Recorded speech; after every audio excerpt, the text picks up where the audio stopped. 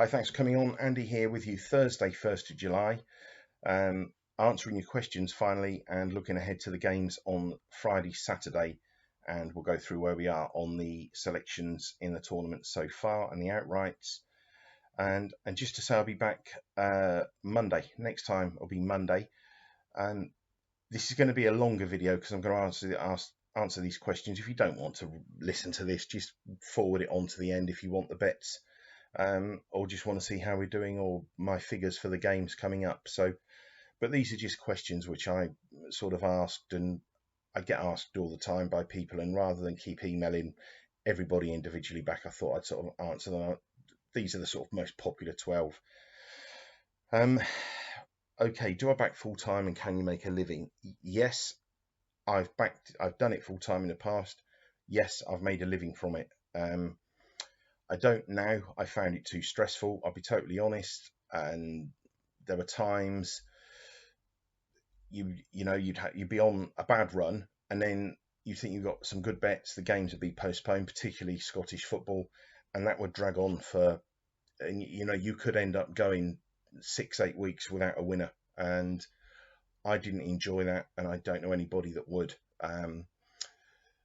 I've got a friend of mine, he's retired, he works part-time in a news agency in the morning, sort of 12, 15 hours a week, whatever, and he backs football, and he'll make probably sort of 80% of his income from football. But as I say, he's retired, and I'm 50 years old, so I've still got sort of commitments of life. So I think to make a living at it, I mean, I was in my 30s when I was doing it. And as I say, you can do it, but it's tough, and I think mentally it can be very draining. And again, it all depends what sort of stake you're having and what bank you've got behind you, and that's the sort of secret to it. But yes, you can do it. It's tough. I don't do it anymore. It probably half of my income will come from football betting, and as I say, out of that half of my income, probably 80% of it will come from betting on Scottish football. The other 20% is made up from non-league football and cricket, although that cricket is nowhere near like it was, sadly. So yeah, and I write articles for people, and I compile odds for the Scottish football and non-leagues for turf accountant, as he keeps telling me he is. But he only deals literally in cricket, football, and racing. So, and he doesn't have a chain of shops. So that's what I do. And just to say, this season I'm going to be compiling the Premier League, Championship, League One, and League Two for him. He's not going to take that at face value, but he wants to see me compile those four divisions and to see where they are in line with somebody that does compile for him and like the mainstream bookmakers. So it's something which I look at. I do look at those leagues. I don't generally get involved because the value isn't there. So, but I will put them on video and you guys can see them. So I'm not going to advise them as bets. You can just see my figures, and I'll come to something else on that at the end. Excuse me. So yes, you can do it full time. It's stressful. I don't do it anymore. Bookmakers close you down. Yes, they used to close you down. I can remember once I'd had probably about 4 or 5 really good weeks with Surrey Sports. I got a letter first thing on, I think, a Tuesday or a Monday or a Tuesday, with a check-in saying, "Thanks for your business, Mr. West. We don't want your business anymore." That used to happen. Now it doesn't. Excuse me. Like Bet365, they'll reduce your stakes. Like if I go to Bet365, they'll let me have 50 quid on a horse race. I don't back racing, but they will take 50 quid off me on a horse race. If I want to back football, Scottish football, it's 20 pence or something ridiculous like that. That's what they do nowadays. They restrict you rather than close your accounts down. There are ways around it. There's plenty of bookmakers out there that will take a bet. I'm not going to name any names here, but you can get on a good 4-figure bet if you wanted to with certain bookmakers. Don't believe what the media say. That's all I'm going to say. So don't go to Odds Checker. go on there and think that it's something. You've got to dig deeper than that, okay? Manny Bernstein is just one, for example, and there's plenty of others like that where you can get a bet on, okay? Strike rate, it's something I don't even think about. It's not important to me, but I would say about sort of 50%. If I look to try to get around 50% at a shade of odds against, and over the long term. So I could have 1 month where, as you've seen with the Scottish results, it can fall to 20% strike rate. Other months I'll have a 70% strike rate. Some months I'll lose 10 points, other months I'll make 20 points. But what I like to do overall, as a rule of thumb, if I'm backing at around 50% winners, averaging odds against, I know that in the long term or the course of the season, I'm going to finish in front. So that's literally like my rule of thumb, but it doesn't mean that you're going to get 6 bets a week, 3 are going to win all at 11 to 10, the 3 that win at 11, or, you know, it swings and roundabouts. And if you're not sure, go back to the video I first put up about the Scottish review that we had on the season. So, but that's a rule of thumb. Staking plan, what's a point worth? I use 1 to 3. I've simply, like with Scottish football, if a team is rated, I'm not going to say, but if a team is rated between such and such, then it's a point bet for me. If it's between such and such 2 points and over such and such 3 points, providing the price is value. Okay, so I could find something that I think's got a 60%, 66% chance of winning, 70% chance of winning. If the price isn't there, I won't back it. There has to be something in the price. And a point to me, in Scottish terms, I'll have more on per point than what I will in non-league football. Like at the moment, the Euros, my stake in for the Euros is a third of what I would have on Scottish football. So say for argument's sake, if I'm having £1 a point on Scottish football, it'd be 50 pence a point in non-league football and 30 pence a point like at internationals. If I was going to get involved in Premier League to League 2, then I would probably reduce that. I would probably start that off at something like a fifth. So, i.e., when we're working to £1.20. Those are just figures. But I will back more to a point in Scottish football than I will in anything else, because it is an area which I've worked on for 29 years. So, I literally do work on it virtually every day of the year. And that's and because the value is there. So I could give you a team in Scotland that's got a 60% chance of winning. Find a team in the Premiership that's got a 60% chance of winning. It'll be 8 on in the Premiership. I could probably get 10 to 11 in Scotland. Why would I take 8 on about, I don't know, Manchester City to beat Norwich when I can find, I don't know, Falkirk to beat Forfar with the same chance, and 10 to 11 rather than 8 on, if you see what I mean. So I've gone off track a bit there, and I always do. I waffle, I know. Do I use any software? No, I don't. I've had free trials with software. People have introduced me to it. People have sent me links. They've sent me their login details. Many, many years ago, I think probably about 17, 18 years ago, somebody had some software. It was good for them. He sent me the login details. I used it, and I found it was conflicting, because I was coming out with my bets, say, 50%, 25%, 25%. The software was coming out with something like 40%, 30%, 30%, and it was putting doubts in my mind, and it would stop me betting, and then it would go and win. So, and that's what I found with all software. I don't believe there is any software out there or computer program that is going to put you ahead of the game. That is my honest opinion. As I say, I've been doing this 29 years, and I in all that time, I've not come across anything. I use an exercise book, a calculator, and a pen, and that is what I use. Still to this day, nothing's changed. It's about knowing the players, knowing the team, assessing the team, giving the team a rating, giving the manager a rating. Software, I don't believe, does that. Okay, so no, I don't recommend any software, and it's up to you. That's all I'm saying. But I don't use and I've never found any to work for me. And if you went on Google or whatever it is and searched, you'd probably come up with about 30, 40 different bits of software, all promising you vast amounts of money. I promise you, you save your money. I'm not saying follow me, but just save your money. Uh, longest losing and longest losing, best winning run. Look, I mean, as I said to you, there was losing run. I can remember one winter, like I say, when I was doing it full time, I'd had about six losers on the trot. Then, the winter set in, and all the games are called off in Scotland. And when it restarted, I know I had a sort of couple of bad weeks there. So I don't know. I mean, losing runs 10, I don't know. Best winning run, I had a winning run of 10 in the paper, I think in October 2019.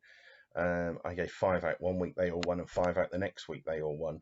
I don't, that's something that I don't ever think about. I don't, if you're working on 50%, your first 50 bets could lose, your next 50 bets could win. It doesn't really affect me. You've got to just have the bank in place, put your bets on, and just go away, and not sit there worrying, which is something that I did when I was doing it full time. So I'm not bothered about that. I think it's all about the long term. But yeah, I would say longest losing runs are probably about 10. Longest winning runs I know was 10 in the papers, but I might have had long winning runs longer than that. I don't know. I mean, if I just click on the table here, I mean, all those 4, we had 4 in a row there, we had 5 in a row there, then we had another 4 in a row. So, and then again, so longest losing run 5, longest winning run 4 in the Euros. So, but it doesn't matter because it's about the end figure.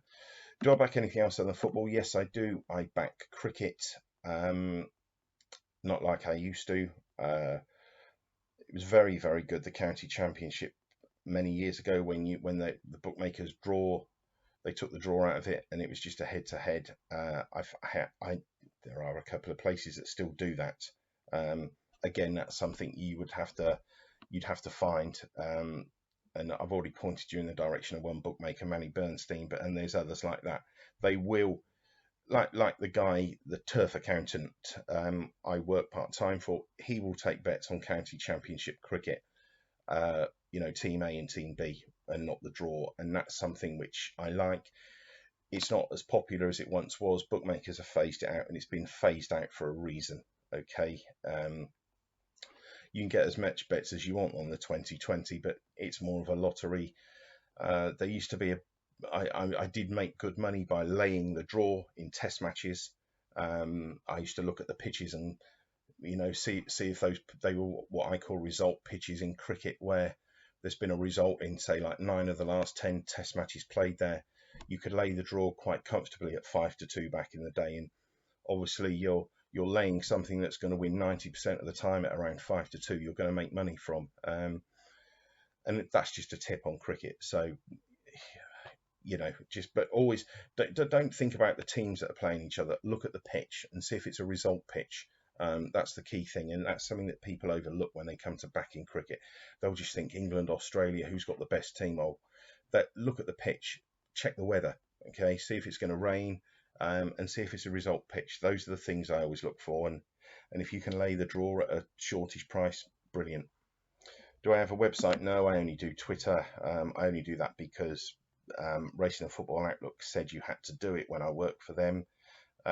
It's got me lots of good people, people which sort of come on and chat with me on email and stuff, and people which have introduced me to other things. So yeah, I mean, but I don't have a website.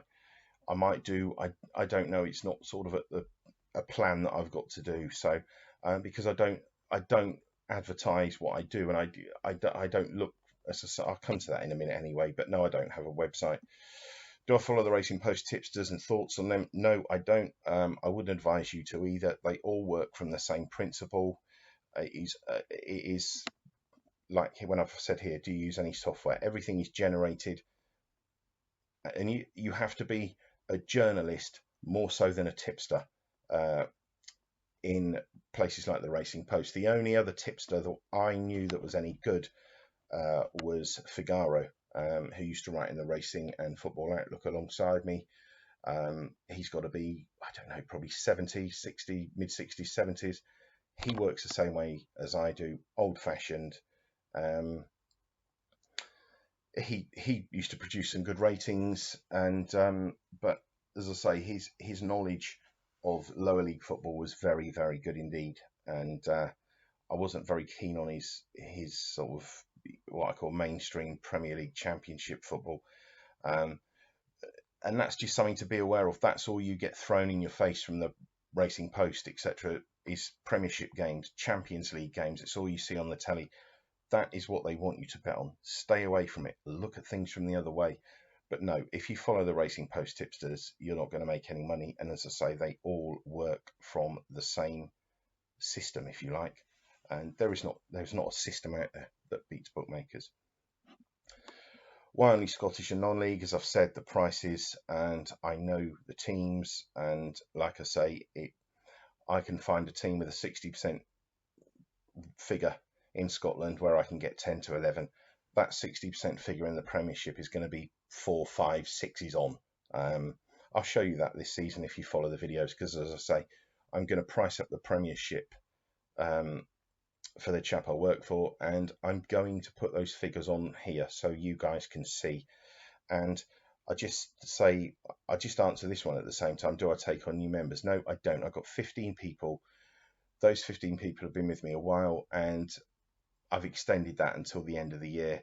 But what I'm going to do is, because I've had people come on Twitter and message, and I'm not saying want to get involved or anything like that or offering me money, but people want to know more. So I would always sooner try and share something with people and help somebody out. I'm not one of those, oh, what's in it for me people. Not at all. I would always try to sooner help somebody out. And what I'm going to do, I'm going to put my Scottish ratings on a video. Okay, so I'm going to do the Premiership ratings, the non-league ratings, and the Scottish ratings for you on a video. But I'm not going to tell you which bets I'm having in Scotland, because that would be unfair to the people, the 15 people I've got with me. Okay, so but I am going to put my ratings up each week for you guys. Okay, so when I give my bets out to my private members, say I don't know, on a Wednesday evening for the following weekend, I'll put a video out on a Thursday or a Friday, and then you can just scroll through the ratings. Okay, so and I will, you can just have a look, and you can sort of see how I rate them, and then you can assess them and see if you think they're value, and if you can get a value for one of my ratings, then yeah, I mean, you can back it. And I'm, as I say, I try to help people out as much as I can, but without being insulting or disrespectful to the people that the 15 people that have paid me 150 quid to join me. So that's what I'll do. So that answers that one. How long have I been doing it? I mean, I've been doing it. I mean, I started and 1984 was my very first bet. I was 13 years old, and I've been back in football ever since. I'm 29 years. 1992, I was 21. That was when I really started backing bigger stakes, because I when you're young, you've got other things to spend your money on. But yeah, I mean, sort of 21 up until now, I'm 50 now. As I say, I've been doing it properly for 29 years, and if I wasn't making a profit from it, I wouldn't be doing it. So I hope that answers sort of most things. And let's just have a look at the figures for Friday. Switzerland, Spain. If there is anything else I just meant to say, just drop me an email and I will get back to you. And I will get back to you sort of within a day. So, don't think I've forgotten if I'm not back within 20 minutes. I'm not one of those people that I get an email, I respond to it. I don't sit in front of the computer. Or if I do, it's, mathematics and stuff, not emails or social media. Right, Switzerland, Spain. I mean, it's absolutely incredible 3 days. I think, Portugal going out, France going out, Germany going out. I mean, that's really, really hit the outright selections. And we still got Italy and Denmark running for us, which I'm happy with. But yeah, we'll come to that in a second anyway. So Switzerland 19% 4-1. There's a bit in Switzerland, but again, the chances sort of reflect that, don't they? 19%, not the best. And it could be a case of after the Lord's Mayor show with Switzerland, the mental letdown from knocking out the favourites, world champions, whatever you throw in France. The mental letdown will be a worry for me for Switzerland, because that is something which I do take notice of. And I made, just going off track here, I made quite a bit of money in darts many, many years ago when if Phil Taylor ever lost to somebody, it's not a sport I follow, but I always remember people like Wayne Mardle and John Part knocking Phil Taylor out and then going and losing the next game and being over bet for the next game.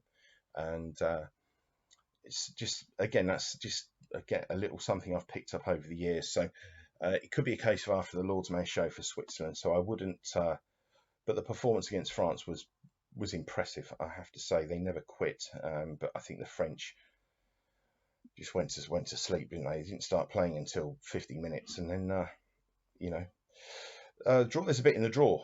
Makes a change, doesn't it? Because you don't very often get anything in the draw in knockout stages, but there's a bit in that. 29%,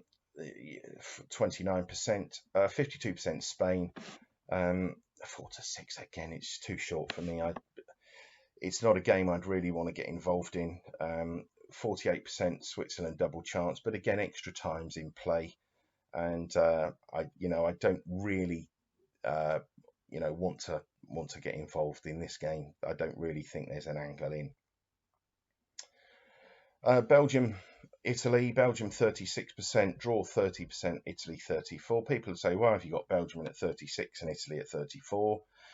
Simple reason. If we go back to the original figures, I think I had Belgium rated 4 or 5 points ahead of Italy in the outrights, didn't I? I had them ahead of Italy, but they weren't value. So, Italy were rated below Belgium, only just, but I think Italy were 11-1 and Belgium are 5s or something ridiculous. So obviously I wasn't going to back Belgium. But in terms of this game, Belgium are the most likely to win just by 2% from Italy, and the draw's 30%. I think it's a very, very, very tough game to call. I mean, obviously I'm hoping Italy win for the outright selections. Belgium, there's value in Belgium, and the reason why you're getting a price on Belgium is because Hazard, De Bruyne are injured, so I think that alters the Belgium situation. And I think looking at it from a non-statistical and figures point of view, I probably would have Italy as favourites, but obviously my figures don't take into account a personal view. They take into account statistics, figures, numbers, and when you crunch the numbers, I've got Belgium in at 36%, but I would have Italy as slight favourites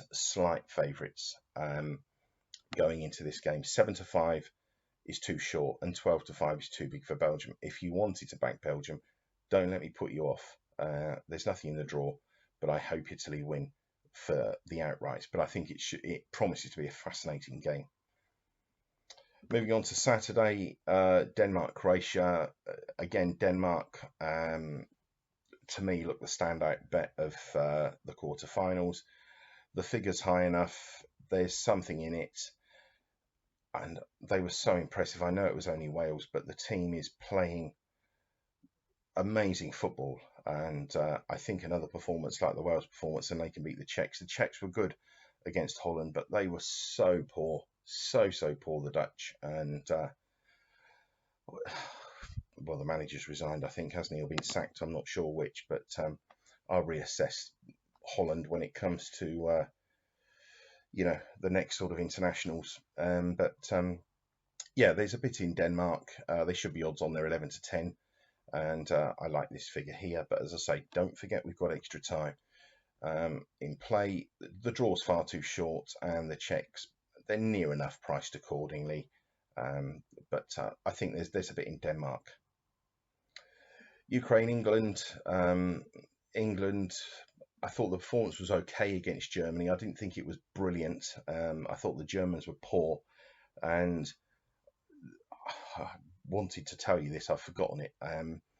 The figure I had marked down from the German performance against France to the performance against England was massive. It was such a disappointment in terms of how I rated them against the French to how I rated them against England. But it is what it is, and 17% Ukraine. There's plenty in it. Do I think they'll win? There's a 17% chance. I don't know. I don't think they'll win. Draws 24%, 7-2. Nothing in there. And England, obviously, 2-5. I couldn't back England at 2-5. They should be 7-10. They got a 59% chance of winning.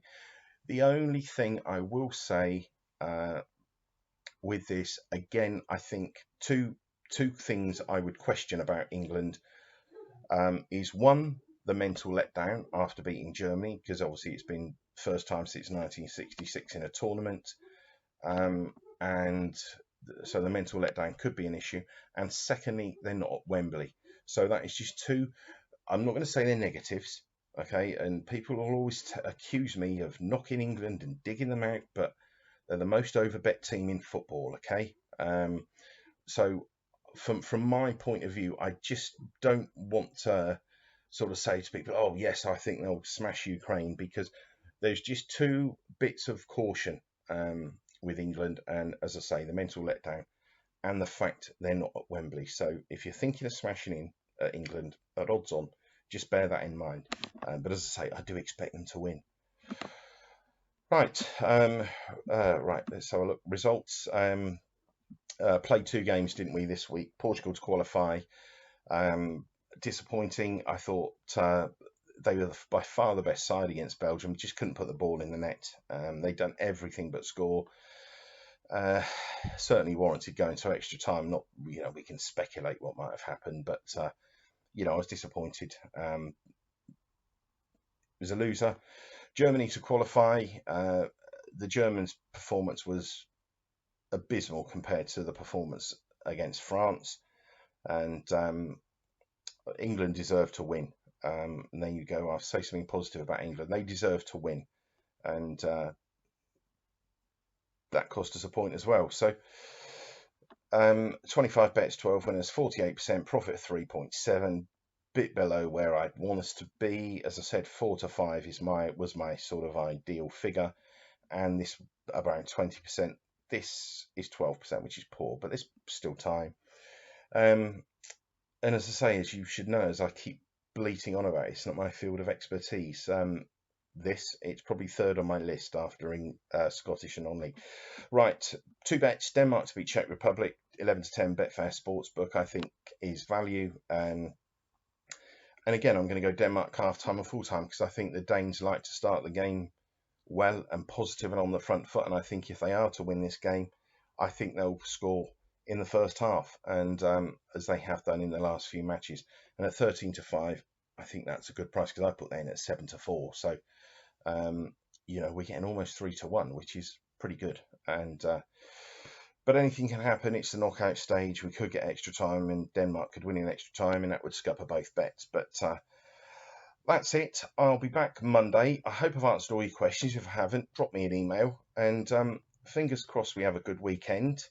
And I do honestly hope that England do get through, because as an Englishman, I want them to win. But from a betting point of view, obviously Italy or Denmark to win. But that's it. I'll be back Monday. Bye for now.